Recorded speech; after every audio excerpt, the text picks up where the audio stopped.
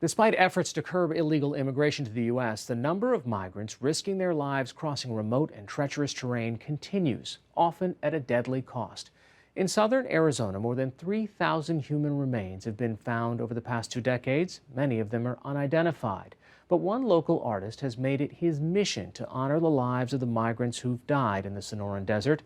Arizona Public Media brings us the story of artist Alvaro Enciso, who marks those deadly crossings with crosses. When I moved here, I immediately wanted to connect with the people who were putting the water out in the desert. And I saw the mass of red dots almost covering the geographical detail of the map. I knew right then and there I needed to take that red dot to where the tragedy occurred.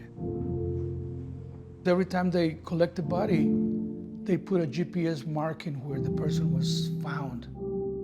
So the night before, I look at how am I going to get there? How far are we going to have to walk and be prepared for it?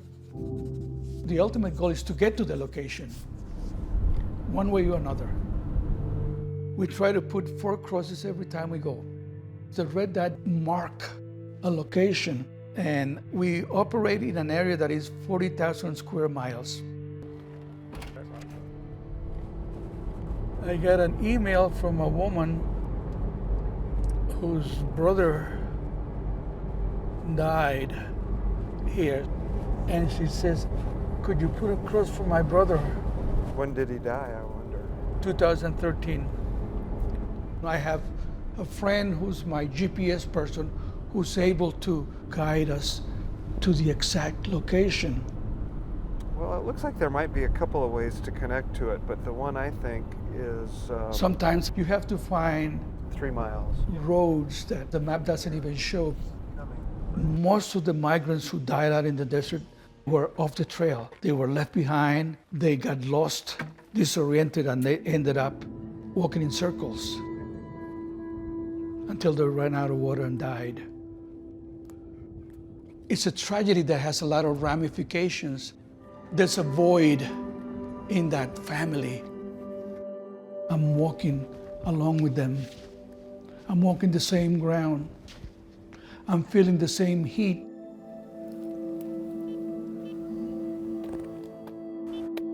Three feet is okay with me. Do we have a name? Unidentified, undetermined skeletal remains, April 13th, 2018. Half of the time we don't have the names of the person, and those cases affect me the most. Okay. Because there's no closure for the family. That family still hoping that one day this person is going to make a phone call and say, hey, I'm here. We know that that's not going to happen. And that breaks my heart. This is like a little oasis here, so he probably got here looking for shade and a little cool and just couldn't get up.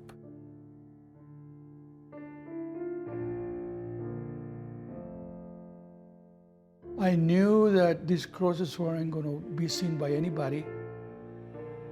The families of those people never get to see them, but every now and then something magical happens. The family came all the way from New Jersey, her 2 daughters and her husband, and we went together and put a cross for them. She always tried to help as much as possible, and she inspires so many people, like family members or anyone that needed help.